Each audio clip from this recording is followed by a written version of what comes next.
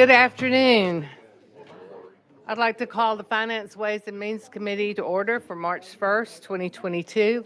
Madam Clerk, please call the roll.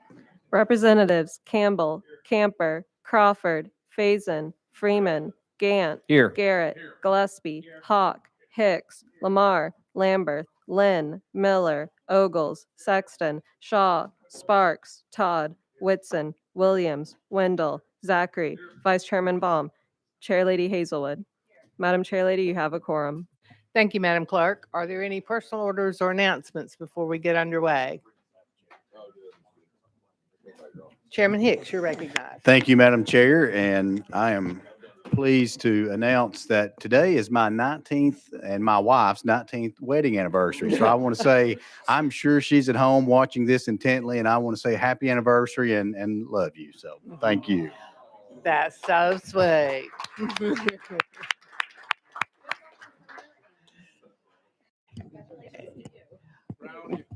Congratulations to Chairman Hicks and appropriate felicitations to Laura. Chairman Lynn. Hello, Madam Chairman. I can't go by without recognizing my former sheriff, Terry Ash, was in the audience. I saw him. I didn't know he was here today, but hi, Terry. Chairman Faison. Thank you, Madam Chair. In the spirit of going along with what the representative from Hawkins County brought up, I wanted y'all to know that my son, Tucker, turns 10 today. He's a leap baby, so we don't celebrate the 29th except once every 4 years, So we celebrate him on March 1st, and he's not watching, but maybe one day he will see this. Happy birthday, Tuck. Well, happy birthday to Tucker. Any further personal orders or announcements? All right, seeing none, we do have a regular calendar today. We have 7 bills, and that will be followed by 2 budget hearings.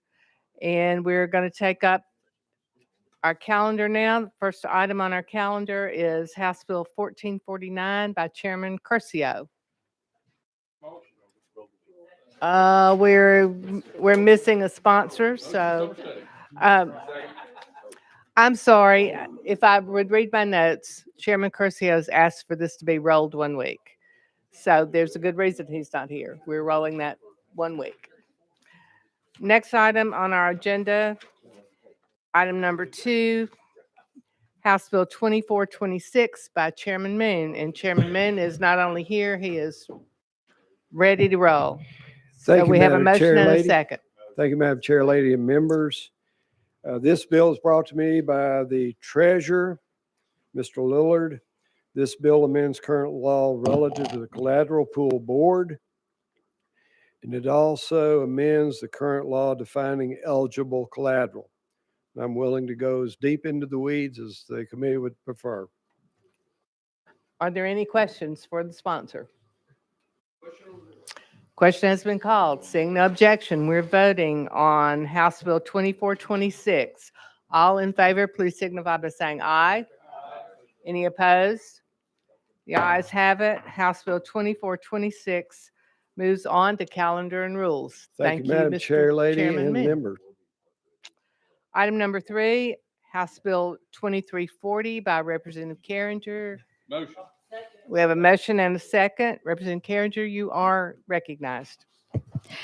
Thank you, Chairman, and to the committee members here. This was brought to me by the Treasurer. It's pretty much a cleanup bill. It's House Bill 2340, and it would require the Tennessee Interagency Cash Flow Committee to establish and maintain a cash flow report on a periodic basis, rather than establish and maintain a monthly 18-month forward-rolling cash flow projection, and requires it to be posted to the Department of Treasury's website. Specifies that the 6 locally governed universities are exempt from the requirement to periodically provide information relating to sources and uses of a pooled investment fund cash. Requires state agencies to, upon request, provide cash flow projection information to the Department of Finance and Administration in addition to the Tennessee Interagency Cash Flow Committee. We have a motion and a second. We've heard the explanation from the sponsor. Are there questions? Question has been called on the bill. Or any objections to calling the question? Seeing none, we're voting on House Bill 2340. All in favor, please signify by saying aye. Any opposed? The ayes have it. Representative Carriger, your bill moves on to calendar and rules. Thank you so much. Item number 4 on our calendar, House Bill 1679 by Leader Lambert. Leader Lambert, you're recognized. We have a motion and a second. You're recognized. Thank you, Madam Chairman. That very straightforward bill. It just makes it clear that you can only get one expungement. You get one bite at the apple to have a criminal offense expunged. However, if you have had an offense after your first offense, it would not block you from getting that true initial offense expunged. You've heard the explanation. Are there questions? Seeing none, we'll be voting on House Bill 1679. All in favor, please signify by saying aye. Aye. Any opposed? The ayes have it. House Bill 1679 moves on to calendar and rules. Thank you, Madam Chairman. Item number 5 on our calendar is House Bill 2144 by our anniversary celebrant, Chairman Hicks. Chairman Hicks, you're recognized. Thank you, Chair Lady.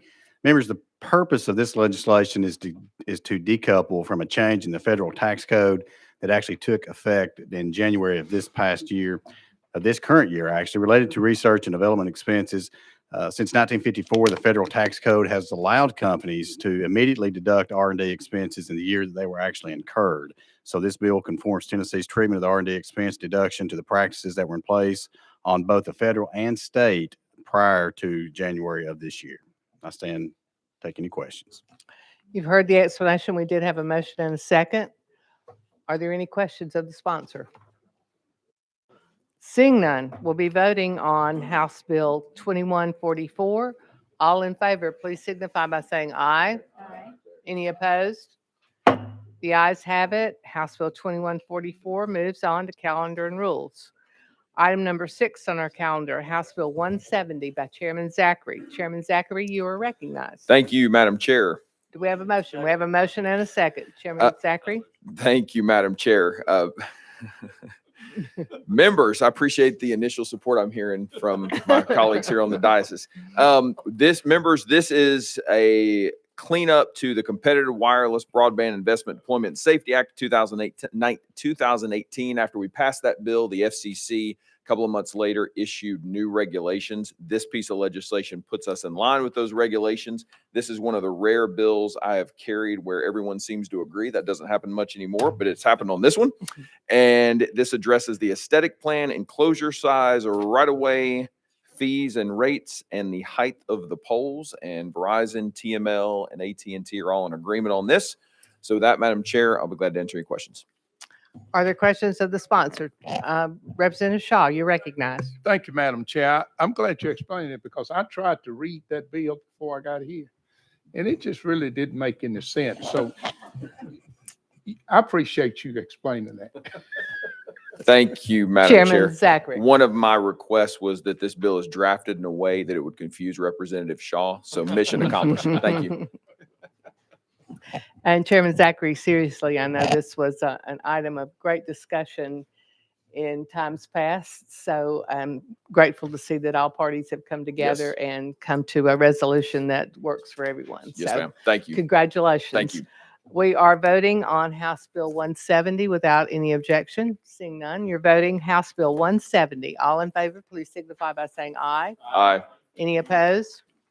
The ayes have it. House Bill 170 moves on to calendar and rules. Thank you, Madam Chair and Committee. All right, members, item number 7 on our calendar is House Bill 1937 by Chair Lady Hazelwood. You have a motion second. You are recognized on House Bill 1937. It appears as though there is an amendment that we need to drafting code 13766. Is that correct?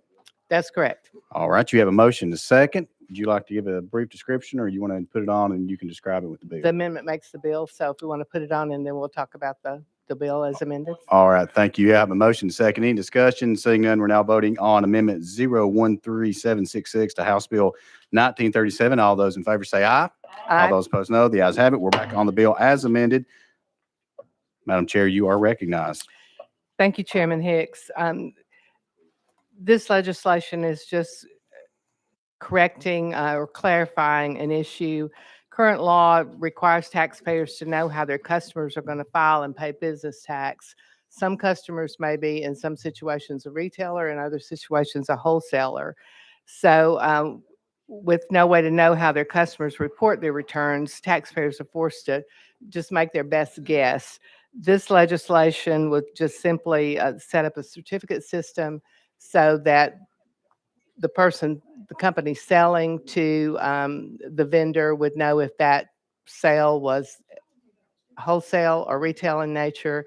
They would know the way to report and to pay taxes, and just makes things simpler for both the Department of Revenue and for the customers involved. With that, I would ask that for a positive vote. All right. Thank you, Chair Lady Hazelwood. Members, you've heard the description. Any discussion on House Bill 1937? Seeing none, we're now voting on House Bill 1937, moving on to calendar and rules. All those in favor say aye. All those opposed, no. The ayes have it. House Bill 1937 moves to calendar and rules. Thank you, members.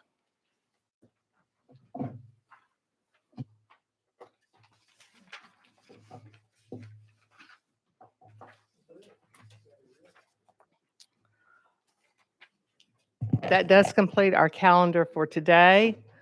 We're going to continue now with budget hearings. We'll go out of session, and first up, we have the Department of Safety and Homeland Security. So if the guys who keep us safe here would move forward.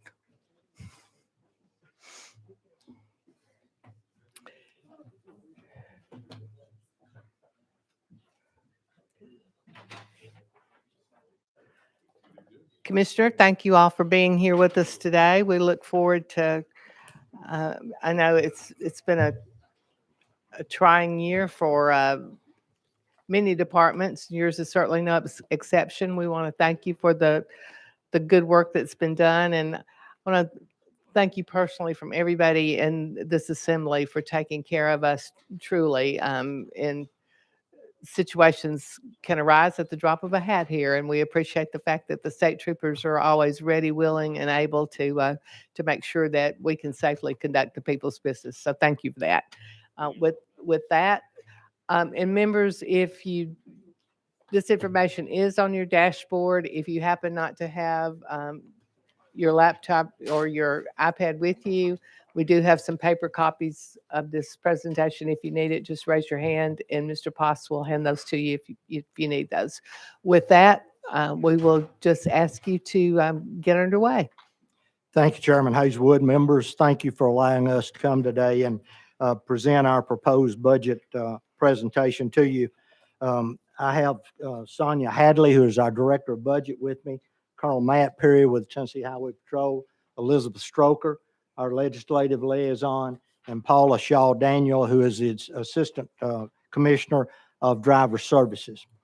What I thought, if you will allow me to do this afternoon, is I'm going to do a real quick mentioning of our request, and then in respect for your time, allow you to have plenty of time to ask the questions that you may have.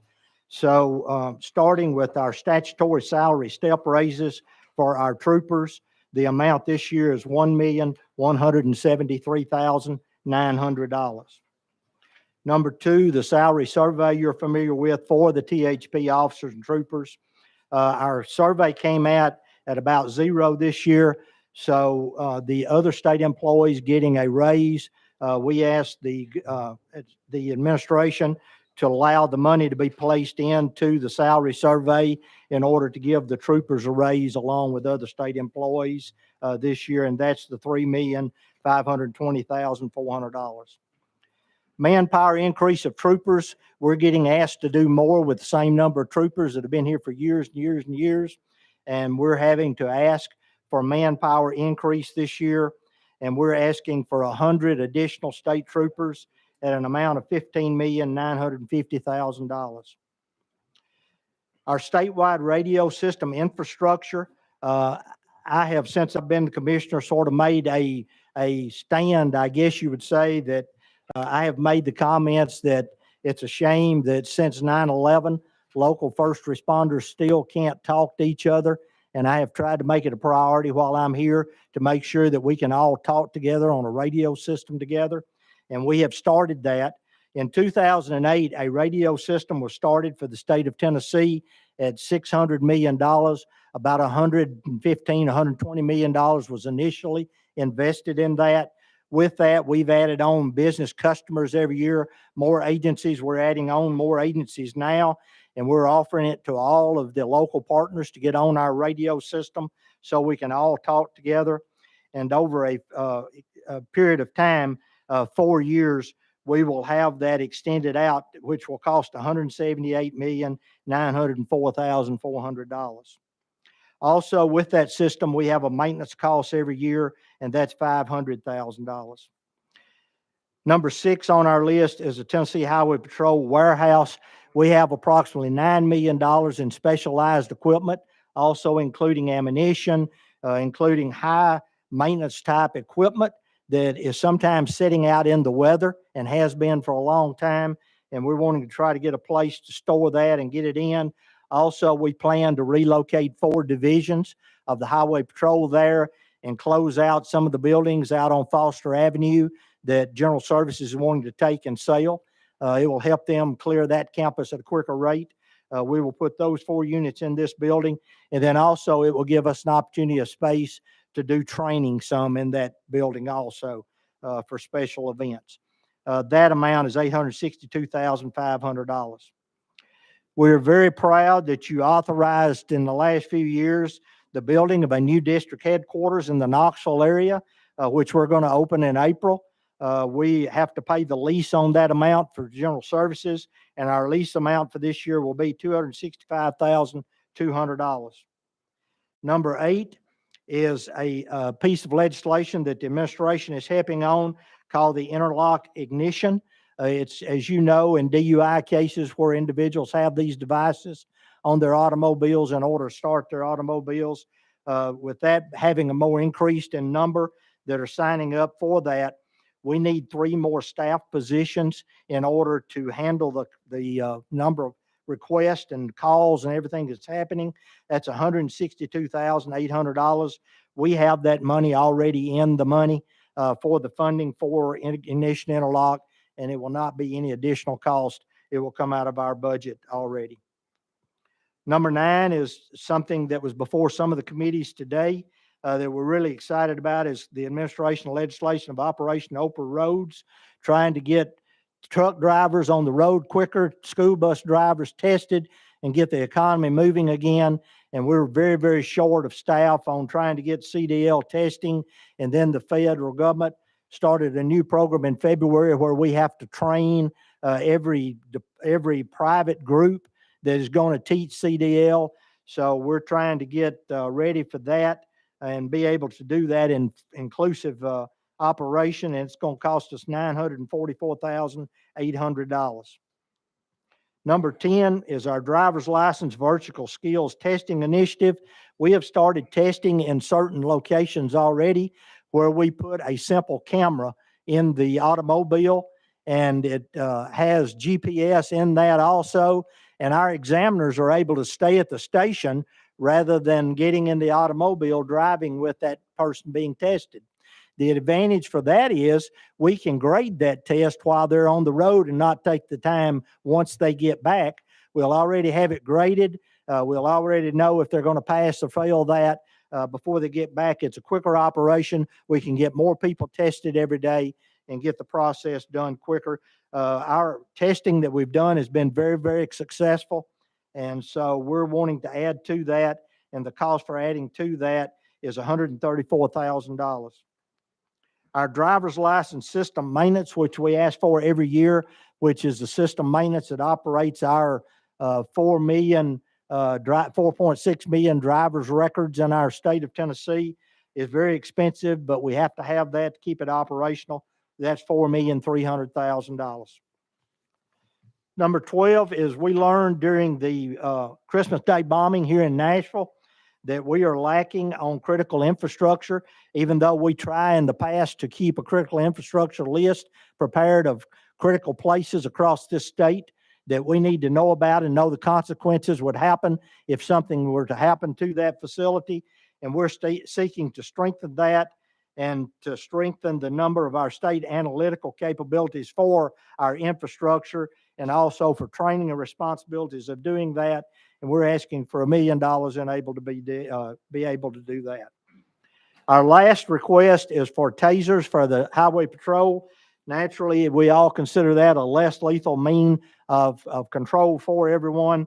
We already have 197 of those on the road or ready to be deployed to the road, but we want to be able to distribute them out at one time for every trooper on the road across this state. We need 500 more in order to finish that initiative, and that 500 will cost $720,000.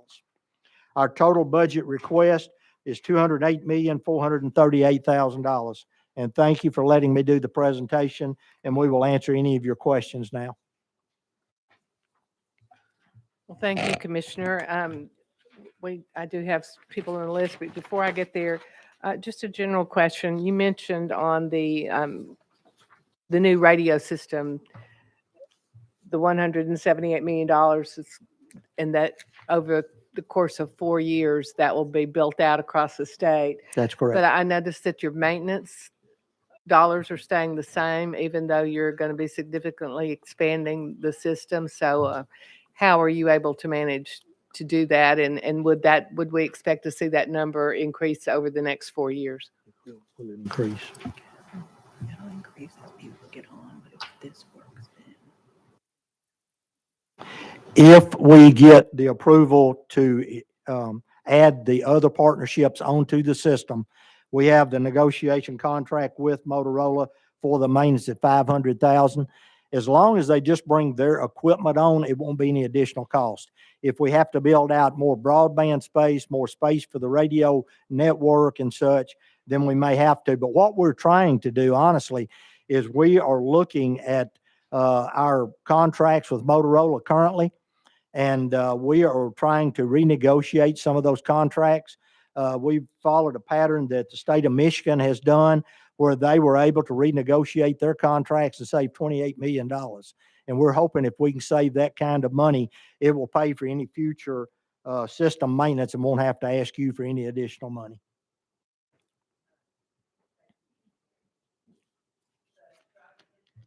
License, you mentioned the driver's license virtual testing. That sounds a lot safer than getting in the car with a 16-year-old. But where are you implementing that? And obviously we're going to expand it, but where are you testing using that methodology We have now? tested already, Commissioner Shaw, in 10 counties. 10 counties so far that we've tested it. We started it actually with COVID because we were afraid for our employee to get in the vehicle, and we were trying to find an alternative method for testing, but still continue testing. And we did the video cameras, and it worked exceptionally well. And so we thought, well, this is a good program to do. We can do them quicker. We can do it much more efficiently. And so we're wanting to expand that all across the state. Wherever we can do it in a station that has the roadway that we can utilize the cameras on in order to watch. There's some that won't be able to do it in some of the major city areas, but other outlying areas we're wanting to try to do it in as many as we possibly can. And do you mind, you have a list of those 10 counties? I don't have that list with me, but we can provide them. All right, thank you. We also will provide you a list of the proposed ones too. Chairman Williams, you're recognized. Thank you, Chair Lady. Thank you for being here today. I had a couple questions as it relates to CDL testing. I noticed that you had two line items in the budget this year. One was for $994,000, or $944,000, but then there was an additional $9.7 million for TBR. Are those monies related, or is one to train new drivers and one for testing, or can you give me a little more information about the difference? She want to answer you, me too. You want to go ahead? Go ahead. Yes, sir. Representative, or do I need to be recognized? I don't want to. You're recognized. Sorry. Yes, Representative Williams, the money, I don't want to speak for TBR, but I think some of that will go into, because the Open Roads Bill does expand for us to be able to work more with the TCATs and TBR to get more testing done through their programs, their apprenticeships that they have. And so I think they're looking to expand all of their campuses to open it up for more CDL testing as well. They could answer the specifics, and I'm happy to get them to provide that information, but yes. Thank you. I think the concern is were we taking the testing component that's in safety and using new dollars in higher education to do that, or were we creating new CDL programs in higher education? I guess that's where the confusion that I had. Yes, so we're not creating a new program per se, but we're wanting to expand the current program that we have. So our TBRs are currently a great partner doing testing with us, but we want them to be able to do more. And so us being able to expand our resources and our employee staffing and all of our kind of what we need to oversee, audit, and regulate it, then they can expand and do much more testing on their level as well as opening up there's going to be new apprenticeships for 18 to 20-year-olds, allowing them to get more into that as well. Yeah, I'll follow up with that statement first. So we did notice that the administration had a bill which lowered the age from 21 to 18 under certain circumstances there. Obviously, in my community, I know some of my colleagues are in the trucking business. It's very difficult to find CDL drivers. I noticed in the testimony, though, there were some concerns about traffic accidents and those kinds of things where we were only limiting those students for a distance or where they could drive. So could you tell me a little bit more what those limitations might be? Yes, sir. And so currently the code only allows for an 18 to 20-year-old. Actually, it's 19 right now. It's 19 or 20-year-old can only operate, I believe it's a class C or B. They can't do an A. I don't have the code right in front of me, and they can only go, I think it's 150 miles total. So we're removing all of those restrictions. If we're talking intrastate only, it can be 18 to 20-year-olds, any of your classes without any mileage restrictions. And then also there's going to be a new federal program that will allow for interstate for that age range as well through an apprenticeship. So we've adopted those regulations as well.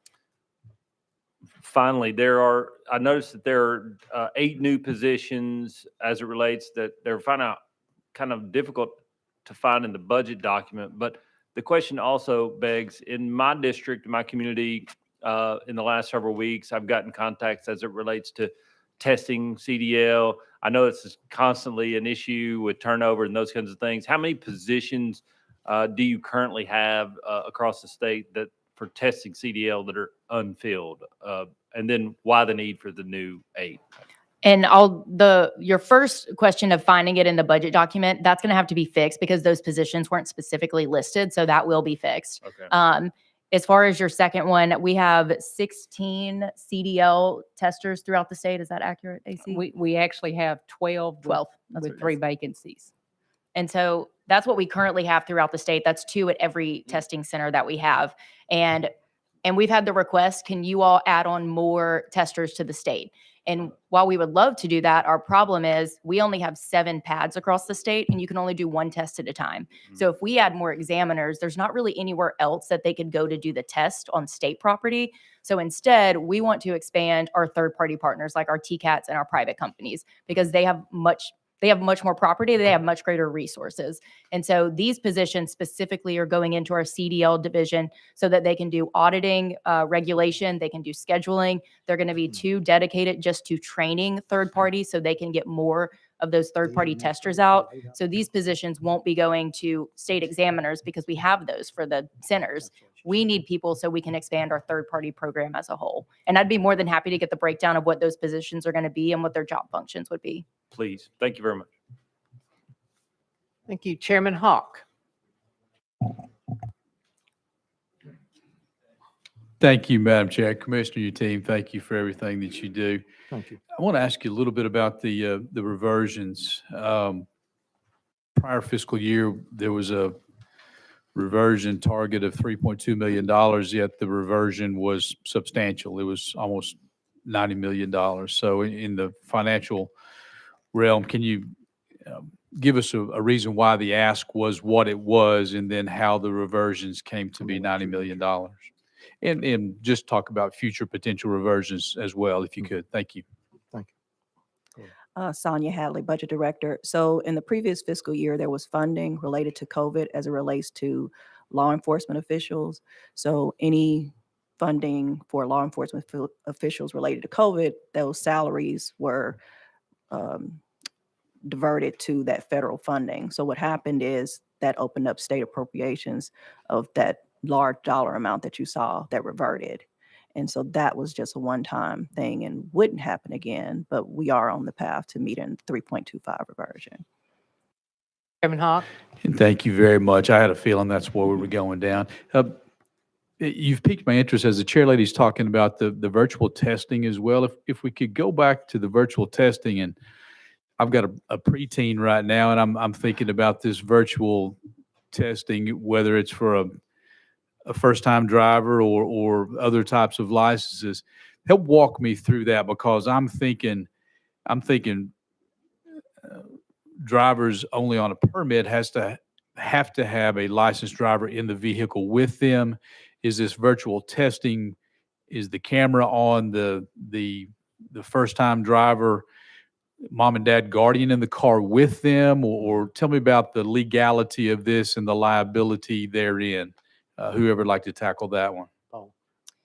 If I may, there are actually 2 cameras inside the vehicle, and there is a GPS that it verbalizes the instructions to the individual as they're driving. We monitor the guardian that's with the individual and the driver themselves. There's information that's fed into the GPS that will tell you, it auto records if they run a stop sign, if they're driving too fast, that information is automatically fed back to us. There's release forms that are prepared and guidance that's given to each guardian or parent that's with the individual, instructions that are provided. And they acknowledge the responsibilities and liabilities associated with that. If they elect that they do not want to participate in the virtual skills test, we do have the option of one of our examiners going in the vehicle with them. Chairman Hawk? Thank you. And so if my daughter, I'm on the driving test with her and she almost hits the car in front of me and I say a curse word, you're going to have me on tape saying that? Yes, but we're not going to retain it. Thank you, Madam Chair. Leader Gant? Thank you, Chairman. Thank you, Commissioner, and your team for being here. How many current vacant trooper positions do we currently have across the state? Leader Gant, Colonel Matt Perry, committee, thank you for the time to be here. That's a difficult question. It changes by the hour, it seems like right now. We've got 3 different cadet schools going, but we have right around 100 vacancies. I don't want to tell you an exact number because it literally changes every day, but right around 100. What is the, thank you, Chairman. What is the current turnover rate with our troopers right now?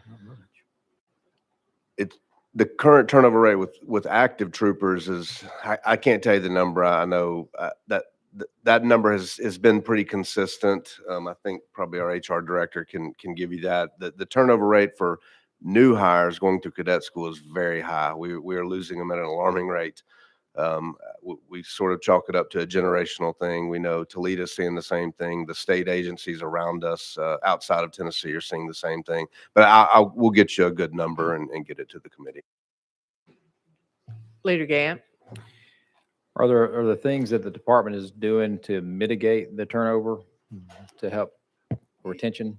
Yes, sir. We are doing. There is no suggestion, no idea off the table. We have a very open mind. We know we have to do things differently. Certainly, as the state, I know HR is looking at themselves, and we are trying to hire differently. Some of our issue is, well, a lot of different things, but we hire once a year to fill vacancies. There's salary issues that come into it, benefits, a lot of different things, but we're looking at everything. We've altered, it may not mean a lot to the committee, but our residency policy, there was a time you had to live in the county you were assigned. We changed that to bordering counties. Well, that's still doesn't help. You know, we found there was people that lived 40 miles away, 2 counties over, and people that lived 100 miles away, 1 county over. So we've tried to do everything we can to sort of work with the lifestyle. Now, certain things, being shorthanded, my commissioner said more calls for service, more events. Y'all well know we lived up here a couple summers ago. Things like that affect our retention rate because at that point, troopers don't really have they're not working overtime. We're requiring them to work. And so some of those kind of things, you know, we're working on the work-life balance that everybody's looking for.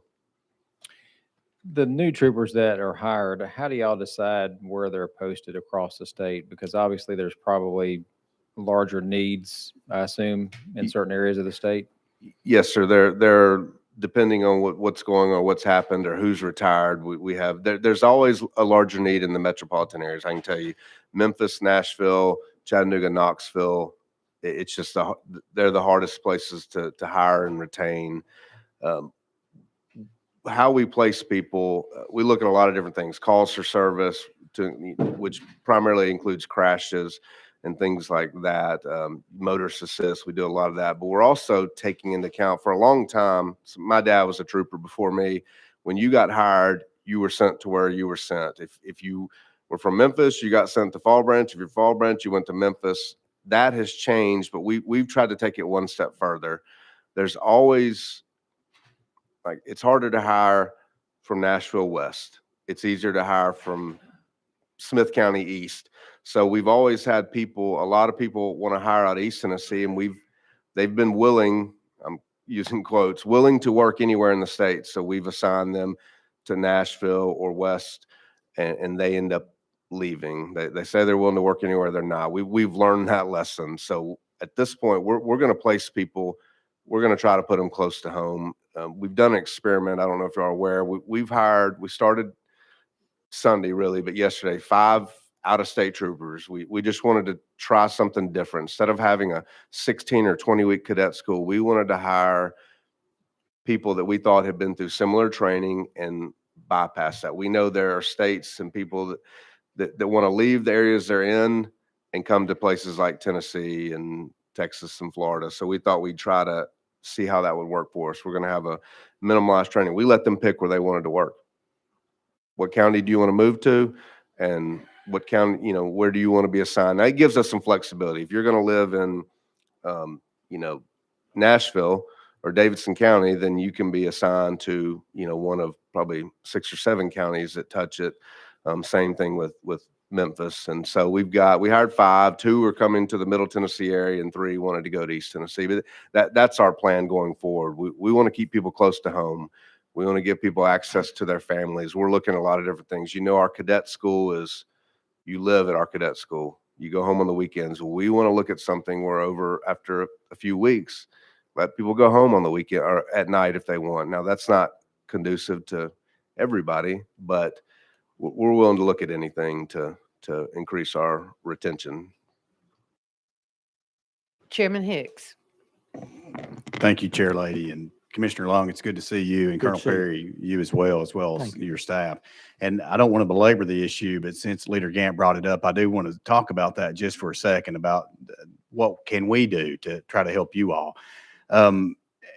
So this year I saw in the governor's proposed budget would be 100 new troopers, which sounds great until we start hearing what Colonel Perry is saying. Hey, we can't fill the needs that we have now.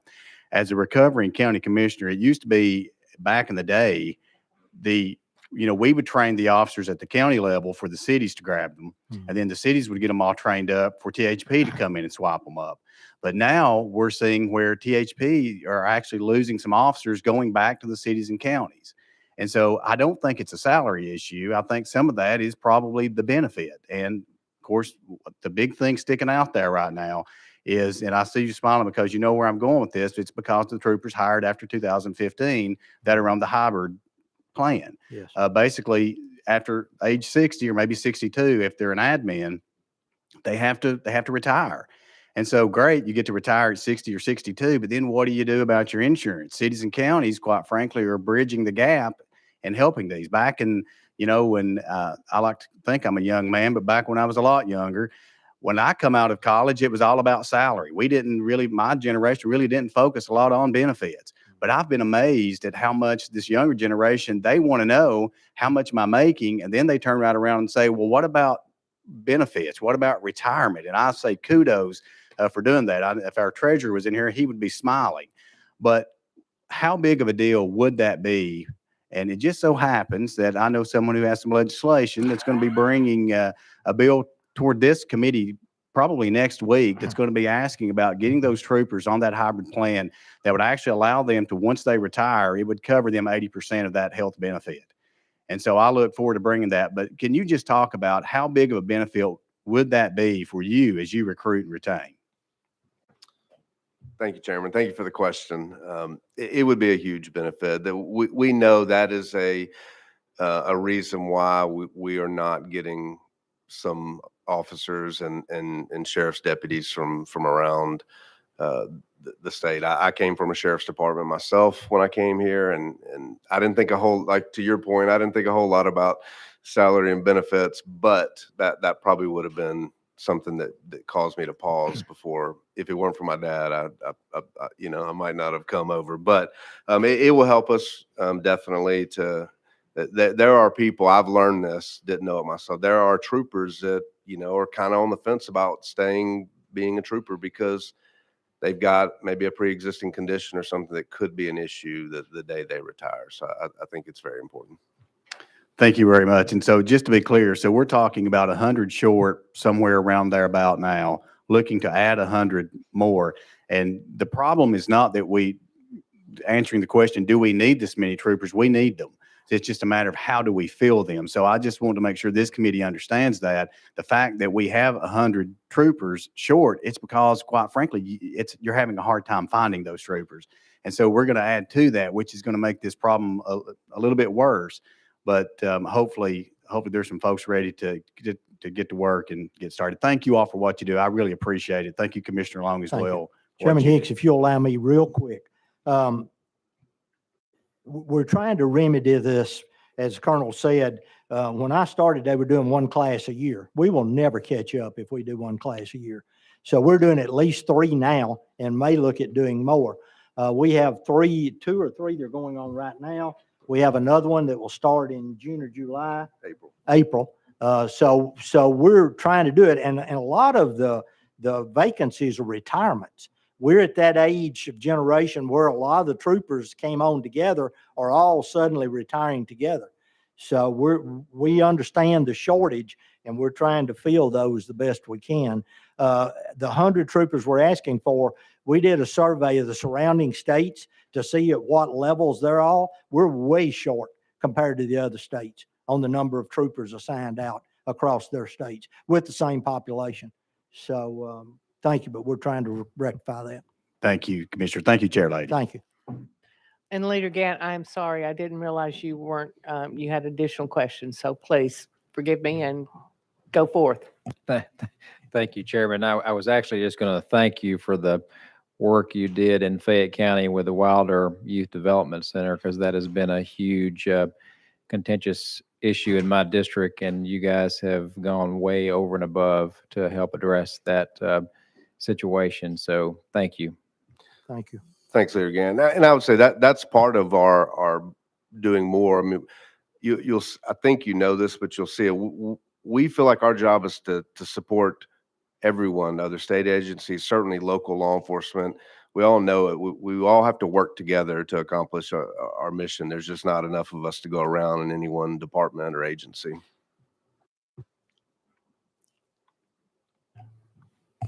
Related question on the capacity issue, and you alluded to it, Commissioner, with the additional training classes, but I heard you mention something about what's the best word? Perhaps poaching is a kind word, from troopers from other states who would have already had training, but just maybe need some kind of brush up or things specific to Tennessee law. And what was the period of time on that training? Yes, ma'am. Sorry, I should have gotten further into it. So post requires 3 weeks to transition. So any police officer coming from out of state has to have 3 weeks mandatory.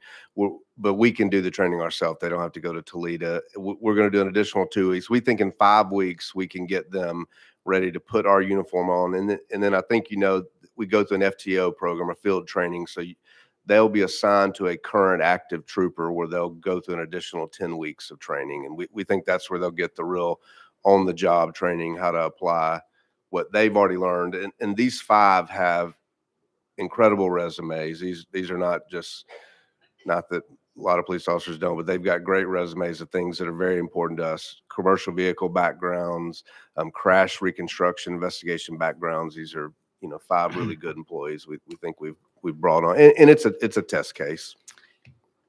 And those employees or those persons who have previous experience in other states, you can train them outside of the training center so you don't have to interrupt other classes. Is that correct? Yes, ma'am. Okay. So we just need to go and find a lot more of those people quickly. Well, luckily, our recruiting team, there's a lot of interest. I'm going to be talking to Commissioner Long and then y'all about doing this again. But we like to see them get out into their training program, make sure we're doing what's best for the citizens of Tennessee. All right, we'll look forward to the result. We'll call it a pilot program. Yes, ma'am. We'll see how that goes. Representative Ogles. Thank you, Madam Chair, and Commissioner Long, great to see you and your team. You too, sir. Definitely my favorite former sheriff and now commissioner. Thank you. Last year, the department received $2.3 million in funding for body cameras. The question is how many cameras does the department now have in operation? And with the additional 100 troops, will there be cost increases in the future? Representative, we have approximately 700 cameras. We were trying to get all road working troopers.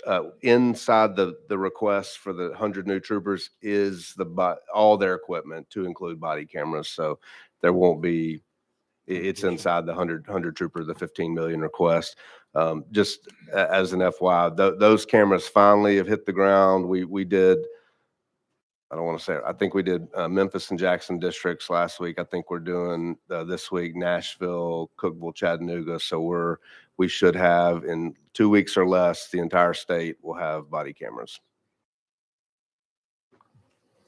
Representative Ogles. Thank you, Madam Chair. Thank you for that information. And so with that funding, is there any more associated expenses to maintaining that system or upgrading that system that you see that you'll need? No, sir. It's included in the cost for 5 years. Thank you. And just to follow up on that, you have all of this footage. What about staffing to process it and store it and, all of the things that just having the footage is just the beginning, right? Yes, ma'am. It is the beginning. We've got a small unit. We call it technical services that does it. There's a lot that has to be done with a video. They have to be redacted for certain things before they're released to media. And, obviously if there's juvenile and there's a lot to a video, there's microphones. That's a different layer. The video's a layer. The internal inside the car video is a layer. There's a lot to it. And that unit, unfortunately, will probably have to grow, but we are trying to, manage it with what we have. So this budget doesn't include growth for that particular unit? No, ma'am. But if we don't hire all those 100 or 200 troopers, then you'd have money to do that. Representative Gillespie. Thank you, Madam Chair. I've got a statement and then 2 questions, if that's okay. Thank you all. First of all, I just want to, we're struggling in Shelby County and recently, or you're helping us significantly. So I just wanted to go ahead and thank you for that. We do need more help though. So, and I know there's the hiring that we've already talked about, but any chance I will say that to you also. Thank you. First thing, and I don't know who this goes to, in my district, we have the y'all's headquarters on Summer Avenue, as well as the driver's license training, or the place where you take the test, you get license, whatever. It's for decades had just a notorious reputation of just taking forever or whatever. And I know that in the budget, you'll have a new trooper headquarters there that's going to replace that. Does that also include the driver's license section of that? No, sir, it does not. It'll be separate. Okay. And secondly, there's about $4.3 million for the driver's license systems. Annual support and maintenance is included in this budget. Was this annual support and maintenance cost included in the department's base budget last year or in previous years? Yeah. Sonia Hadley, Budget Director. So we were currently paying $3.5 million in maintenance to the current vendor. We had asked for that request over a number of years because right now what was happening and still is happening is we're utilizing equity from other areas over here to help fund some of that maintenance. And so that's why we're trying to ask for this request, so we won't have to do that anymore. And for your question on Shelby County, I wanted to add that we know that we don't have a skills pad there in Shelby County right now, and we're working with Stream, and we're hoping to have it within the next 12 to 20 months. It's going to have to be built, and that will include a new place for DL services as well, and that should expand all of that and make it a much better visit, as well as having an actual pad there in Memphis, and we are actively working on that with General Services. Representative Gillespie. Just to follow up with what you just said there, what so you the driver services that will, once that pad for the commercial CDL, that will also transition or speed up the process for everyday drivers? Yes, there will be a driver services location at that facility. That the pad in the West Tennessee, Memphis area has been needed for many years, as we all know. Something that we have added in Shelby County that you may not be aware of is we reopened the Bartlett location also on Summer Avenue to serve as an express location. So we are adding capacity as quickly as we can, but we do hope and believe that the location with the CDL pad will be a great benefit to that area.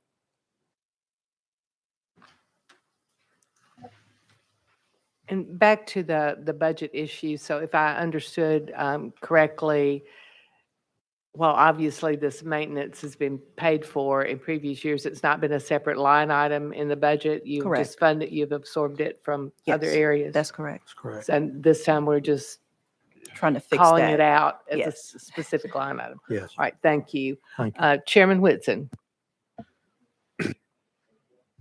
Thank you, Madam Chairman. Good afternoon, Commissioner. Good to see you. Good to and see you your again. leadership team here. Thank you. You know, I just want to tell you, I appreciate everything you do, your team and your troopers on the ground, but also your liaisons in our Transportation Committee and Transportation Subcommittee really add value and factual information to help us navigate through the as we make laws, and I really appreciate that. Okay. Thank So- you. And I'm very proud of this entire staff. They work hard for the citizens, and I'm very proud of them. Sir, my question has to do with the 2005 Real ID Act. The deadline, I understand, has been extended to May of next year. And are we tracking the numbers y'all expect? And how do you see the surge coming as we get closer to May of next year to handle all the people trying to get into the centers to complete their process? Yes, thank you. It's been extended to July of 2023. We already have how many million? At this time, we currently have 1.7 million, and we're tracking on all of the renewals each month. We track it about 43% are applying for real IDs. Tennessee is an elective state. You're not required to get a real ID unless you believe that you need it. So we feel like we will be in a good position now, since the deadline has been extended, to meet the needs and demands of the customers based on the trends that we have seen so far. We will, I'm sure, always have those people at the last minute when the deadline gets here. We will have, those last minute folks show up, but we do feel like we're in a good position. Great. Thank you, Madam Chairman. And just a question before we excuse you on just the safety numbers, highway deaths, and what you're seeing trends in that direction. We passed some legislation in this body a couple of years ago for distracted driving. If that's made any impact, if you have anything you can share with us on that. Yes, ma'am. It has absolutely made an impact. We saw during COVID, well, everybody saw it. If you drive on the interstate, traffic speeds are up. People are flying around. There's a level of sort of anger and just, I guess traffic got light and people got comfortable and used to not having to leave as early. So we've seen that. But since the legislation, the hands-free, during COVID, we in an effort to keep our troopers members safe, we reduced our contacts. So we tried to have them visible, make stops where necessary, but you know, when we were trying to get our arms around it. So at this point, we're back out. We issued in 2020 10,000 hands-free citations. We issued almost 20,000 last year. It's the only fatality number that went down in 2021 from the previous year was distracted driving fatal crashes. Now, so we'll take that. It was a win. So I'd say the law has definitely helped, and you should see more and more troopers out there stopping cars. Lord knows everybody's running up and down the interstate on their phones and iPads and everything else. If you look over next to you, somebody's, I feel like, doing something but paying attention to the road. So it's made a huge impact. Thank you. Representative Shaw. Thank you, Madam Chair, and thank you for being here, Commissioner, you and your staff. And let me just take personal privilege to thank you for coming down to our district and spending a little time with me. I appreciate it very much. Enjoyed your company. Thank you. You too. I wanted to ask a couple of quick questions, and I'll ask both, and you, either whoever want to answer them. Question number one, are you getting more applications from females now? And question number two, are you all giving any consideration to hybrid or battery operated vehicles, knowing that that's probably coming down the road? Have y'all considered looking at some of those issues? And I'll just leave it to whoever want to answer those things. I can answer the hybrid vehicle question. I don't know the numbers on females for troopers. Just not having knowledge, it looks like there are more, but I know HR we can get that answer for you quickly. Vehicles, we tested, actually, General Services, Vehicle and Asset Management asked us to test about 36 hybrid marked Explorers. Troopers loved them. Gas if you know anything about Explorer, a trooper cannot get a full day's work in on one tank of gas. With the hybrid vehicle, they can. So that's all we ordered this past year, and that's all that's coming in. So we actually love the hybrid vehicles. We have not tested or looked at electric vehicles yet. I'm sure that day is coming. Representative Gillespie, did you have a follow-up question? I don't have. So seeing no further questions, Commissioner, thank you and your team again for joining us today. And once again, on behalf of all the people in Tennessee, that you keep safe. We are appreciative, and as I said initially, we're particularly appreciative of the long, hot summer that you guys spent with us, and the work that you do on a daily basis here to just make sure that we're safe as we conduct our business in this building and in the Capitol. So thank you so much.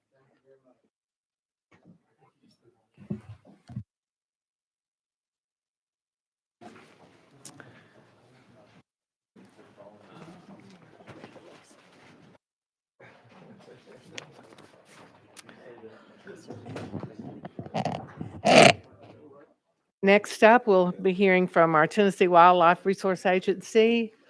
Director Wilson and your team, if you would come forward.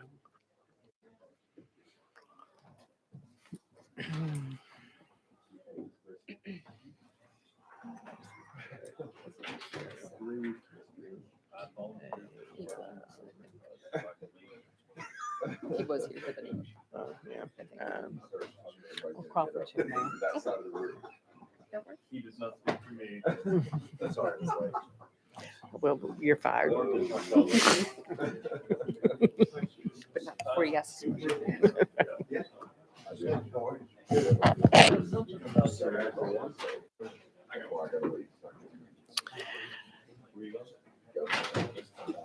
Good afternoon. Thanks for joining us. And without further ado, we'll just ask you to get straight into your presentation, and then we'll bombard you with our questions. So, Director Wilson.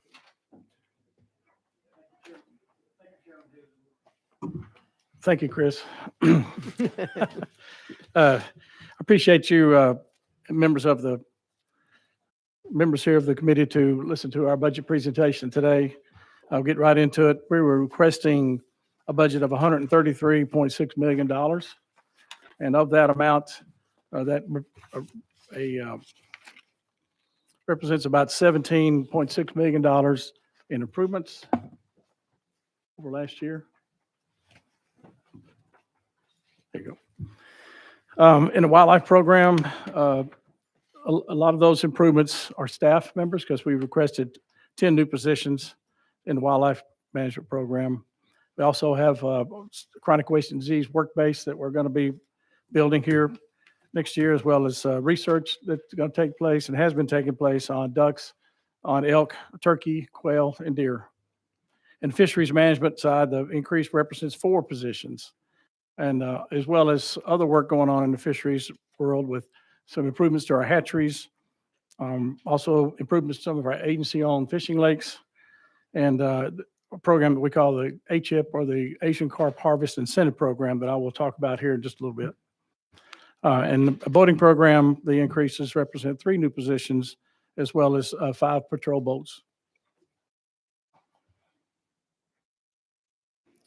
So I'll talk a little bit about some of the things that we're having to work on. It takes a lot of our time, a lot of our funding, a lot of our money is invasive and disease. And invasive carp, the commercial fishing program I just mentioned a minute ago has resulted in about 13.5 million pounds of Asian carp removed from mostly Lake Barkley, Kentucky Lake, and some in Pickwick since 2018.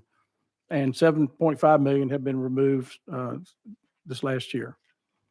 The Asian Carp Incentive Program is basically it's incentive to, on top of what the commercial fishermen already receive when they harvest the Asian carp. They get some money from selling the fish, because they're mild tasting fish. They're bony, but they're really tasty, and they have a market for them, as well as in the Northeast, when the bait industry for lobster traps, as well as down in the coast of Florida and Louisiana for crab traps. So they're by us providing some incentive, it allows those commercial fishermen to make money and to go out there and harvest these Asian carp. And also looking at testing a barrier at Lake Barkley, at Barkley Lock. And that the lock is where the barges come through whenever they go up and down through the dam area to go from Ohio River up into Lake Barkley, for example. And we're testing a thing called a bioacoustic fish fence. It's not a concrete barrier, but it is made up of lights, bubbles, and sound. And Asian carp are very sensitive to certain kinds of sound, and they're in the testing phase of this now to see if they can repel these Asian carp from coming through the locks when they open them up to allow barges to go in. And that's how Asian carp have been moving up into our waterways. That's through the locks, the dams that have locks. We're also monitoring to measure the effectiveness of these efforts, and all that is pretty much a result of federal dollars and federal grants. And in the chronic waste and disease, we've tested this year over 16,000 deer, 615 positives as a result of that. We've improved the testing times greatly. Unfortunately, we've had to expand the counties. We have 9 counties that are either elevated or added as high risk or CWD positive. And also, we will soon we've got the purchase order out for a crematory or incinerator to burn the deer heads and deer carcasses that the landfills won't take unless they know that they're positive or negative. And we're continuing to monitor statewide. We're doing a big effort for our folks to look at those. So those 16,000 head deer tests were not all in western Tennessee and Fayette and Hardeman County. They were other places as well across the state. Before I go any further, I failed to recognize myself and others. If it's okay, I would like to introduce everybody. I'm Bobby Wilson, the Executive Director for Tennessee Wildlife Resources Agency. To my right is Ken Tarkenton. He's the Chief of Budget. And to my left is Chris Richardson. He is our Deputy Director over the business operations of our agency. To his left is Jason Maxedon, and Jason is over the wildlife, fisheries, and law enforcement side, or the field side of the agency as Deputy Director. We also have 4 commissioners from the Tennessee Fish and Wildlife Commission that have joined us today. Bill Cox from Collierville, Stan Butt from Columbia, Angie Box, a chairman, is from Jackson, Tennessee, and Steve Jones is from Clinton, Tennessee. So thank you, Madam Chairman. Sorry I failed to do that. A little bit about what we do. We have 127 wildlife management areas that vary from 53 to 625,000 acres in size. We support 21 firing ranges. Over 8,500 hunter education students a year go through our program. We have 11 fish hatcheries, and we stock about 8 million fish.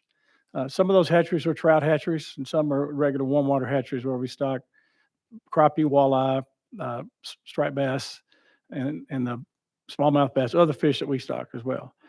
We have constructed, we have about 300 boat ramps that we've constructed over time. And we have 252,000 registered boats in Tennessee, and 10,000 boater education students mandatory have to take that class a year. And as you can see, the economic side, $505 million spent on hunting, $800 million impact with 8,807 jobs. Fishing is $742 million spent, $1.2 billion impact, and 69 jobs. And the boating is a $6 billion impact, 20,000 jobs. And there are a growing number of hunters and anglers, which is good news for us. In 2020, during the pandemic, Tennessee had the largest percentage of increase in hunting license sales in the country. That was a huge deal for us. Of course, there were a lot of people out, as you know, during the pandemic, wanting to get outside and enjoy the outdoors, either hunting and fishing or wildlife watching or boating. And they did the same thing in Tennessee in big numbers. We continue to be a destination for non-residents to hunt, fish, and boat, with growing numbers up 15% in 2021 from 2020. Over 1 million transactions processed a year. We work to retain hunters and anglers through proactive community engagement, communications, and marketing. And we lead the country in innovative strategies to help people get in the outdoors. We have a fantastic marketing program, and it's helped. We've also retained, I don't have it on the slide, but we've also retained about, I believe it was 80% of the new license holders that we had from 2020. So we're doing a great job there. And one other program that it's not on the slide that I'd like to mention is the governor made this announcement back in December, the Bill Dance Signature Fishing Lakes program. It's going to be an exciting new program that we're working in conjunction with other departments, Department of Environment and Conservation, the state parks, also the Department of Agriculture, Division of Forestry, and then the Division of Tourism, as well as the Tennessee Valley Authority. I hope I didn't leave anybody out. But anyway, that you'll hear more about that in the coming months, and we're working hard to make that program a success. And we're fortunate that Bill Dance, legendary Bill Dance, has allowed us to use his name and to endorse his program. With that, Madam Chairman, that's my presentation.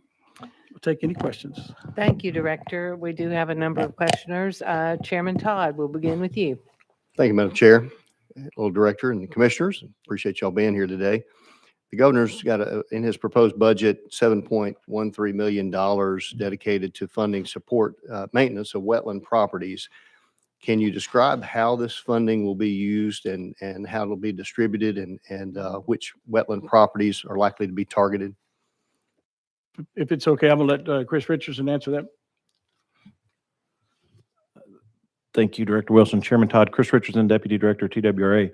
The wetlands maintenance account, as described on the green sheet, is a bit of a misnomer in that historically the UA Moore Wetlands Acquisition Act was only able to purchase wetlands and maintain wetlands. This General Assembly saw fit to expand our authority with some of those wetlands projects to where now the statute allows us to maintain and enhance any property owned by the state that is under the jurisdiction of the agency with those funds.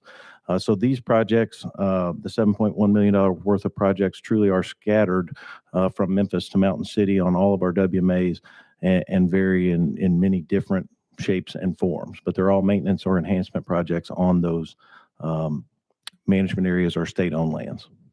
What does the maintenance of a wetland mean? I mean, if the biologist knows that wetlands are constantly being created and destroyed by themselves, just the way the natural progression of a wetland works. So what do you do to maintain a wetland? I'm going to ask Deputy Director to get kind of more into the wetlands. As someone that has managed wetlands in West Tennessee, I think he's probably more equipped than me to answer that question. Jason Maxon, Deputy Director over Field Our Operations. And Chairman Todd, it would be things probably that you're familiar with in your area, like replacing like waterfowl structures, things that are able to hold water and waterfowl impoundments for ducks. It would include just different operations, such as even going out and maintaining those as far as mowing or planting crops and some of the associated things that come along with that. Okay, thank you. I noticed that your total reserves have just about doubled in the 3 years that I've been here, from about 50 million to now right at $100 million. Have you dipped into those reserves any in the last couple of years?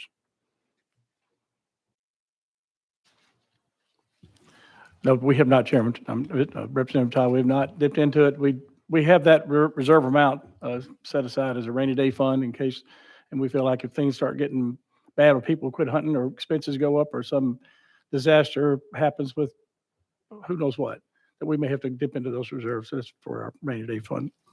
I do remember about, I think about a year ago, and it was about 10 or $15 million in one of those funds, less than it is now. And the question was asked by someone on the committee, how much is too much? And I think Ms. Richardson answered, we're about where we need to be. And so it's continued to go up. And I know you had the pandemic surge of licenses and all, so I can imagine that goes into it. And I would also imagine the commission may look at some point at maybe cutting some license fees potentially. So last year, the agency let bids for the construction of duck blinds and for brushing those blinds. How much did the agency spend before last year on building or brushing duck blinds? We did not spend anything. That's a new project. We went in and spent $30,000 each for these blinds that we constructed. But prior to that, we did not build any blinds other than our handicap accessible blinds. And those would average, depending on the lumber cost, somewhere around $15,000 a year. Okay. So the hunters were building those blinds and brushing those blinds prior to this program. Yes, sir, that is correct. Okay. The brushing, I've seen a breakdown of the cost on that and how the bids went. It was really confusing the way it was lumped together. What was probably the average cost of brushing those blinds? It would average around $1,200 per blind. Okay. How many bidders did you have for the construction of the blinds? Oh, I think we had 2 that actually bid on the blinds. I noticed in the contract documents that y'all submitted to me that in the invitation to bid from June of 21, it showed a maximum liability of $1.26 million in the bid documents, which I thought was a little bit odd. And it was for 42 blinds, and it only listed, as far as there was a section 1.63 that showed contacts, and it showed an agency contact and it showed contractor contacts. There was only one contractor listed there. Am I misreading that, or did you really only have one contractor that qualified, or what was? We did. There was 2 that bid, and we go through the same state process normally that goes through that everybody else does, every other state agency. And they ruled one of those bidders out based on the fact that he couldn't produce the blind that they had requested. Okay. I noticed that there were also liquidated damages for failure to provide all the units by October 1st. Were they all provided by October 1st? We're still in works with them because they have 14 more blinds that they're supposed to provide this year. And at the end of that term, we will collect the liquidated damages. So it's, was it like $2,000 a day or Yes, sir. something like that? So there's That's going to be an awful lot of liquidated damages, I assume? Yes, sir, that's correct. Okay. And the remainder of the blinds, you said how many were? There'll be 14. 14 left? Yes, sir. They're Okay. scheduled to be constructed this year. If you had provided more time, I know this seemed to be a very rushed program. If you had provided more time for the construction and placement of the blinds, do you think you'd probably had more bidders? Can't answer that question. I think this year it was just hard to be able to find somebody that could build a product like what we wanted that would last as long as we wanted. Well, with a June 8th bid date and an October 1 delivery date for something that had never been done before, it seems awful tight to me from the standpoint of if you're looking out for the taxpayer dollars to get the best bang for your buck, that's an awful tight time frame to get, and not just make them, but deliver them, install them, construct them at the sites, which as I understood the contract to say was a requirement. So it just looked like we could have probably gotten a much better price and maybe even more bidders had we not rushed this so much. But I appreciate you being here. Thank you, Madam Chair. Chairman Williams.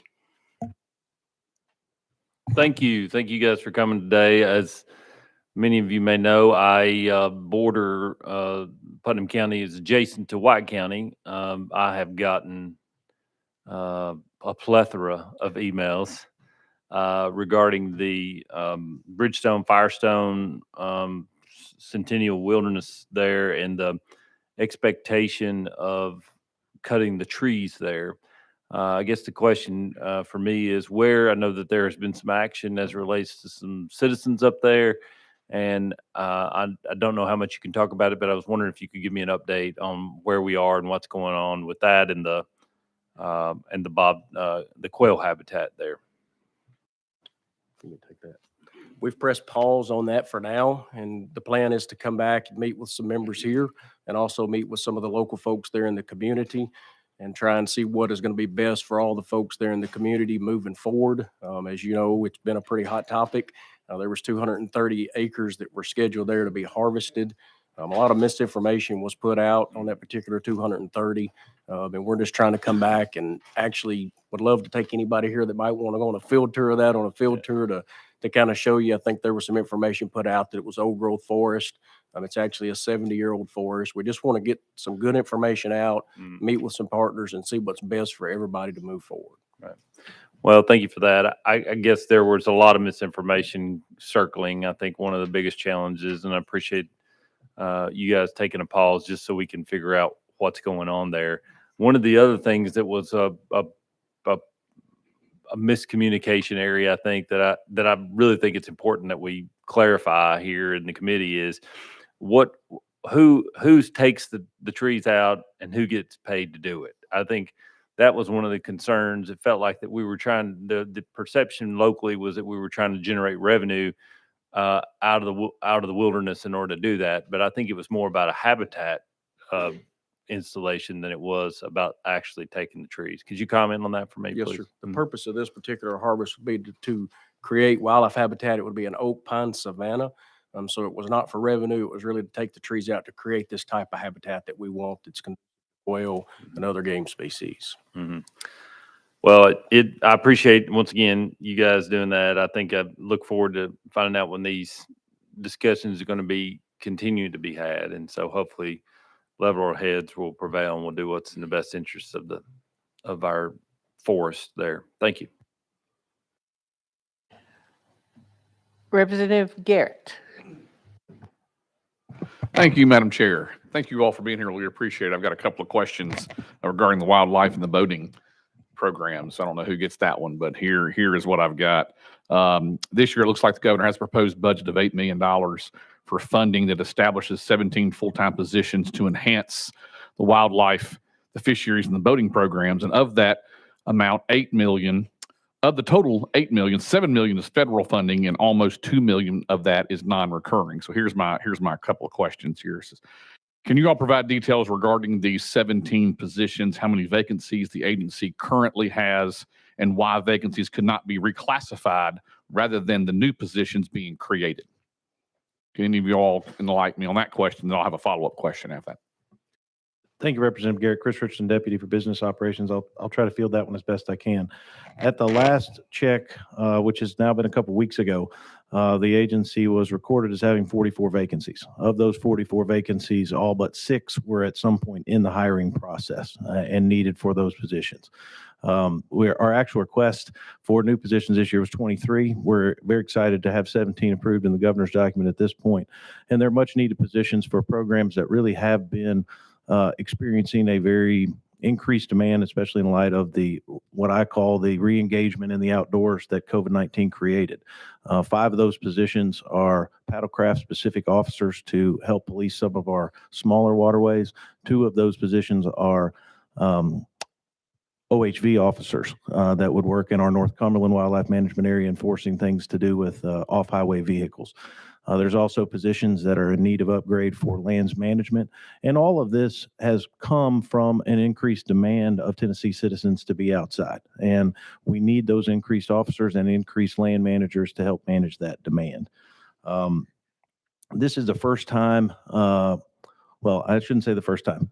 When we had CWD and Asian carp, we got 12 new positions just a year or 2 ago. Prior to that, the position count for the agency had stayed the same for nearly 40 years, even though the land that we were responsible for managing and the hunters and fishermen and the amount of work that needed to be done was increasing. Those positions have remained fairly constant. So if you look at the overall increase in what we are producing to the position count and those recent changes, both I believe it was 2 years ago and now this year, they're much needed positions, boots on the ground to complete the necessary work that the citizens of the state demand. Fair enough. Thank you for that. And then since we have some federal dollars that are non-recurring, is there any situation where we might be responsible or obligated to cover the $2 million in non-recurring funds? No, sir. It is very clear in the statutory language that the state cannot be responsible for those expenditures from the Wildlife Fund. We have to make those whole. And it is somewhat confusing in that some of the state or the federal funding dollars may appear to be non-recurring. We are given a certain apportionment of federal dollars every year based on 2 main factors. 1, the number of licenses we sell in the state, and 2 being the geographic size of the state. Those are the Pittman-Robertson and Dingell-Johnson Acts at the federal level. And we don't know exactly what those apportionments are going to be each year, but they have maintained a fairly flat level up until really a couple years ago. And the federal funding that we are expecting over the next few budget cycles is actually considerably higher than it has ever been in the history of those programs. The re-engagement of the outdoors, along with a few other factors, certainly sold a lot of guns, a lot of ammunition, and a lot of sporting related equipment, and Tennessee stands to benefit from that. Now, these are not federal dollars that come to us in a lump sum. These are programs that we have to have qualified projects, and we have to expend state dollars in order to then recoup the federal money on the back end. Most of the time on a 75-25 split. There are other opportunities such as in the shooting range, construction realm that could be a 90-10 split, but for the most part, it's a 75-25 match. So while this shows a non-recurring cost, we expect the federal money to go up. And we also are betting on ourselves a little bit that we can retain the 205,000 or so new licensed buyers that we've had since 2020. Good job. Thank you very much. I appreciate that. Chairman Faison. Thank you, Madam Chair. Director, good to see you. Commissioners, welcome to the Hill. Last year, we passed legislation that kind of did away with the license years, and we established the annual license system to make it a little bit more clear from date to date. I just wonder if y'all can give us an update on that. And Madam Speaker, Chair, I also have a few more questions, if that's right. Certainly, I'll take that one, Chairman Faison. And we are in our first year of what we refer to as the 365-day license cycle. Licenses traditionally have run from March 1st to February 28th, with all licenses expiring on the 28th of February. Starting this year and currently for sale, because today is March the 1st, anyone that purchases a hunting and fishing license for an annual time in the state of Tennessee now, their license will run from 365 days for the date of purchase. So we're very excited about that. We think it's going to create potential new sales for folks that may have had reservations about buying a license in January, February, only to have it to expire. And we don't think it's going to have a negative impact necessarily on our federal allocations. This one first year could result in somewhat of a dip as we move from accounting those licenses from March 1st to February 28th. We now have to pick that time period which we want to count the licenses for annual certification. But while we think that the majority of our licenses are going to continue to be sold at the times that they traditionally have been, and we're going to time that appropriately. So we have launched that program, and we are actively selling those 365 licenses now. Thank you. Another question. Representative Todd referenced that the 100 million that y'all have in reserve, there's probably more. I hear frustration from some of my hunters that contiguous states have cheaper hunt and fishing license than we do. So a couple questions. First of all, can you kind of speak to us why some of our contiguous states are considerably cheaper than us, number one? Number two, with the reserve fund, is there a certain portion of that 100 million that is dedicated? Like one time I asked you about this years ago, and I want to say you told me that like I bought lifetime license for my children. Is part of that 100 million for that? Can you kind of break down what is that? And is there a possibility, because we're conservatively ran government, we believe in giving back if we've overcharged. I mean, I think that's good government. Does this show that you're overcharging for license? So it's kind of 2 or 3 questions there all in one. Thank you, Chairman Faison, for the question. And certainly, each state around us sells their license packages a little bit differently. And if you really compare privilege for privilege, I certainly could make a different argument than what some of your constituents have, in that we're not priced more than surrounding states. There are certain circumstances, such as the state of Missouri, the state of Arkansas, that have considerable constitutionally dedicated funding that goes to their wildlife agencies before they even collect a license. We are set up quite a bit different in Tennessee in that we are 100% license fee based agency. Certainly our revenues have done very well. You can look back even in my short career that just spans about 10 years and see times when we weren't in such a good financial shape. I attribute a lot of that to the people sitting behind me, to the people sitting to each side of me. And we're very proud of the fiscal management that we have done over the last decade to get these rainy day balances to a healthy position. And I think it's an exciting opportunity for us to see what comes next. But certainly there's opportunities for more projects. There's opportunities for more work that benefits Tennesseans. And there certainly could be a discussion about what needs to happen going forward to kind of keep healthy rainy day balances while also maintaining an annual budget that covers the services that we have traditionally provided.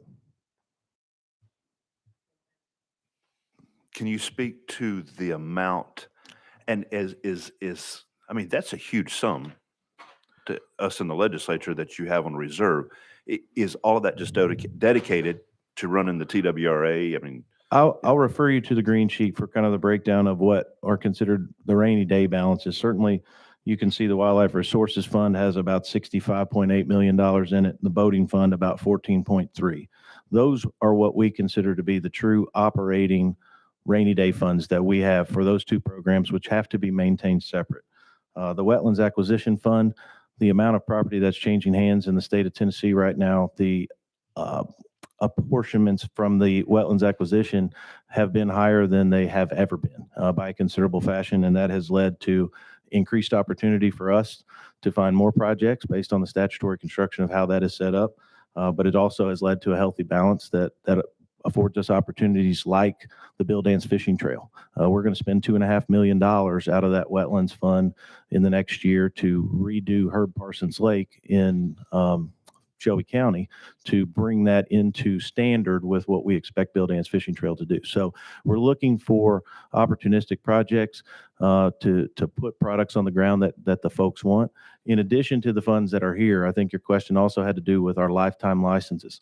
And we do have about $70 million that has been collected in the last 22 years for lifetime licenses. Those funds are maintained in an endowment, and statutorily, we are not allowed to expend any principal from those funds, and we must live off the interest. I'm hopeful that this committee may, in short time, see some legislation this year relative to those accounts that may provide the treasurer with a little more flexibility in how he invests those dollars to maximize even more return there.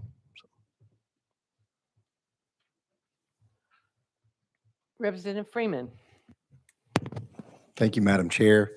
And thank you for being here. And thanks for all you do, not just for the hook and bullet folks, but all those that enjoy the outdoors. Like my colleague just said, my children all have their lifetime license, and the joy that they get when they get their magazine is, I wish I could bottle it up and share it with all the residents across our state, because we live in a beautiful state, and it's a great deal due to the work that you do. So thank you. The question I've got is based on the questionnaire that you filled out. And you stated that there was a pending complaint for declaratory, and injunctive relief set for oral argument December 29th of last year. Can you give an update on that case and give us any idea of what the fiscal impact could be? Or do you foresee any? Thank you, Representative Freeman, for the question, and I will try to answer as fully as I can, knowing that this is a pending lawsuit.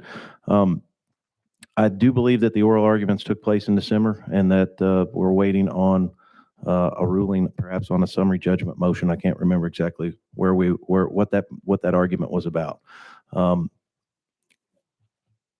This case these circumstances and facts have been previously tried in federal court on at least 2 occasions, and in both cases, this ruling was in favor of the state, and so. This is a third bite at an apple on an issue, and we are anxiously and hopefully awaiting a positive outcome in that regard.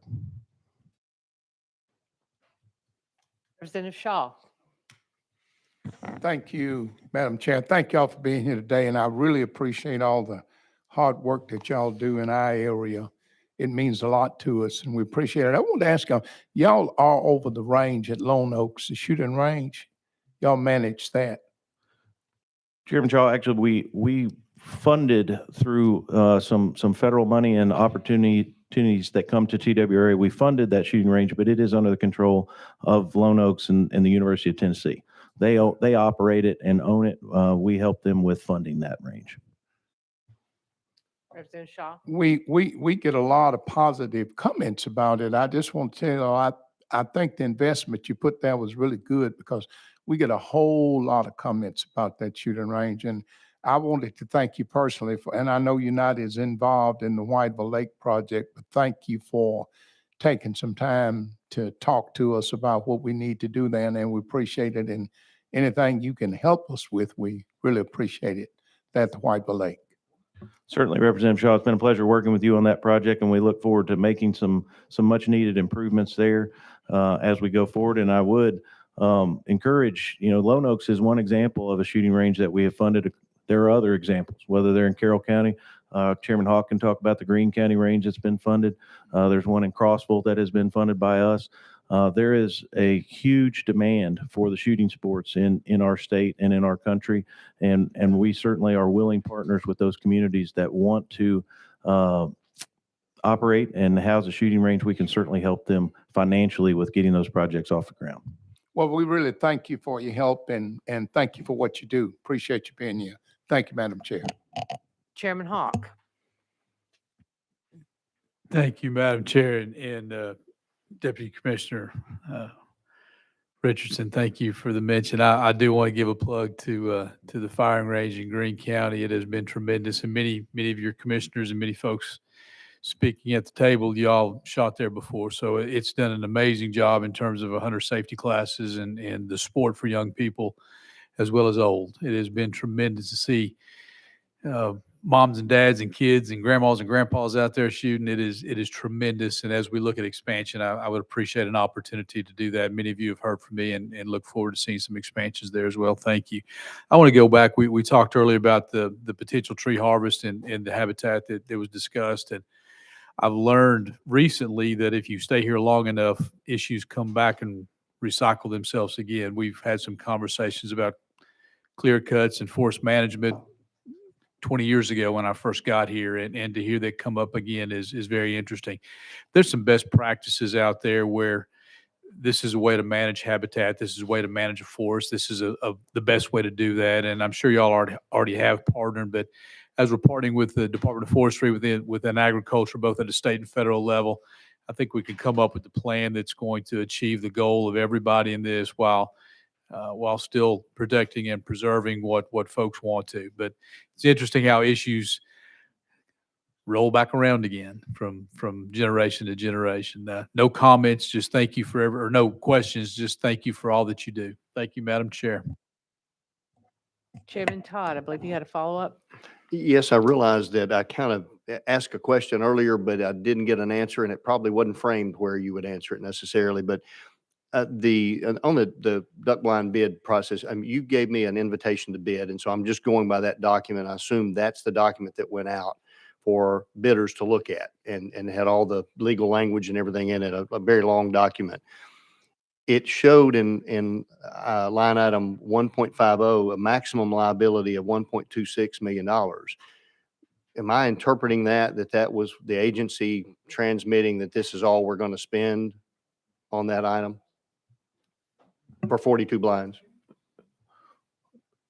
Yes, Chairman Todd, for the construction and installation of the blinds, I think that document clearly shows that is the intended maximum liability that we could spend with a contractor to build and install 42 blinds. And if I do the math, 42 blinds times the $30,000 to build and install comes out to exactly $1.26 million. So we told the bidder up front, which you only had one, what your maximum was, and that ended up being exactly what you got bid. It seems a little questionable to me from a fiduciary standpoint. And so I just wanted to clarify how we got there. And Chairman, I can't speak directly to at what time in the process those documents are produced. It may in fact be that the maximum liability was established after the bids. That procurement was handled for us by the Department of General Services. We sent the specs that we wanted on the duck blinds. We had an invitation to bid. We got the bid back. I think the documentation that I provided to you is that from General Services. Certainly I can get some clarity there, but I don't think we would have put any type of maximum liability on an invitation to bid. I may be confused about that. Again, I'm not as familiar or adept with the procurement rules that we follow through General Services as perhaps I should be, but I can certainly get some clarity for you on that issue. But just with the amount of money being spent, and obviously with the Finance Committee, that's what concerns me, is just how that was handled. And I mean, it was on the quote invitation to bid. That was the document label that you had sent me. And so I'm just trying to interpret that, but we would appreciate a follow-up with clarity on that. Certainly we can do that. Thank you, Madam Chair. Thank you. Just a couple of follow-up questions on, I'm not a wildlife person, but the Asian carp, we've been talking about those ever since I've been on this committee, and you guys have been coming in front of us. You mentioned the bioacoustics and some other efforts that are underway to, I guess, I don't know if hopefully we're trying to reduce Asian carp, but also contain the spread. So just, have there been any more incursions of Asian carp further into our waterways than the last time we were together, or are we being successful in at least keeping them where they've been found to date? Right. I'm not sure what we said the last time and where they were, but I know they've not spread beyond where the last known occurrence was, and I think it was like Wilson Reservoir down in Alabama. There was one collected or one reported from an angler up in, I believe it was Lake Chickamauga. And, but we've had a crew up there that dedicated to going out looking for any sign of any. We've not found one since then. So I don't know if it was just a fluke if that would go up. The good thing about the Asian carp situation is that they don't tend to just go upstream until they can't go any further right now. They stay around the area as long as there's food there, with food being the plankton that they can eat, as long as there's space for them to live and grow, and they don't really go upstream that fast. So our goal is to put these barriers, if they're effective, one at Barkley, keep that one there maybe, and then one at Kentucky Lock and Dam. And then above that, as far up as I think either Gunnersville or the one just below that, Wilson or Wheeler, I'm not sure. And I think you make a point there that we perhaps need to underscore that this is a multi-state effort. It's just not a Tennessee problem. It's a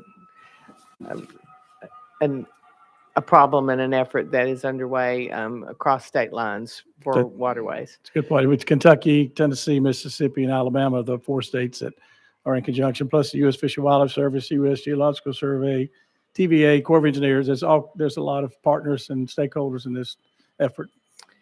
And then on the chronic wasting disease, you mentioned that we have had to add other counties into the, I guess, the watch area, if you will. Can you share with us what those counties are? I'll take that one. Yes, ma'am. So we've added probably 6 new positive counties since we were before you last year. There's a total of 13 positive counties now and 5 high risk. A positive county means that we have detected the disease there, and the high risk counties means that it's within a 10-mile radius of a positive county. So that makes it high risk. And again, in light of the fact that it is spreading in spite of best efforts to date, at least best efforts to date, are there any new measures or any other methods that you're looking at to try and contain that spread? There is no new science as far it's a neurological fatal disease, and once the deer get it, they're going to die. And there is no new science out there at this time that's going to be able to stop that. And we're taking measures to try to slow that spread, and we're doing that with our hunters, and we're trying to incentivize hunters to be able to harvest more deer. And then when we have what we call a spark, which is like a new hot zone that'll pop positive, or a deer that kind of pops out from the main area, we will go in and do targeted removal. And that's where we work with the USDA APHIS services, and we'll work with a willing landowner. Only if they're willing, we'll go in and try to harvest those deer out of that area to try and reduce that spread. Well, one thing that I'd like to add on that same point, Madam Chairman, and one thing to remember with Asian carp is, or with chronic wasting disease, is it's not really a very fast spreading disease. And some of the counties that we have added since the last time we were here really probably could have had chronic wasting disease when we were here first, but they have such a low prevalence rate in those counties that it's only now that we've detected it and made them positive. So we're still constantly searching for what the outer edge of that disease is. And I don't know that even since our initial detection, we have hammered it down all the way. But this is a disease that's here to stay, and it's going to be one that we hope science develops on, and we're going to stay on the cutting edge of it to do everything we can to prevent any more counties from being added to that list. Thank you. Chairman Faison. Thank you, Madam Chair. Director, Commissioners, I did just hear the Chair of Finance say she's not much of a wildlife person. I think that is an invitation for y'all to take her. I think it would be Lake Chickamauga that's closest to you, to hook into a striper in Chickamauga. I'm sure y'all can make that possible, or some fish of the sort that's big in that Somebody lake, and else will allow bait her my to hook, reel it in right? so she could enjoy that. As long as somebody will bait the hook and, take the slimy fish off and, Challenge accepted. You also might catch a big Florida bass in Chickamauga too, which is a very successful program down there as well. thank you. Are there, Leader Lambert? Madam Chairman, the chairman brings up a really good point, and if for some reason fish weren't necessarily something that you might be interested in pursuing, turkey season is just around the corner, and I personally would love to attend any type of hunting expedition in which maybe you're calling in a big gobbler and we're in a blind to experience that fully. Would that be something we could also handle? I've had turkeys in my backyard before, so I've seen them up close and personal. I developed personal relationships. So I would really, it would break my heart to have to bother those poor animals. And I'm not sure that any of you want to be in a blind with me if I have a weapon.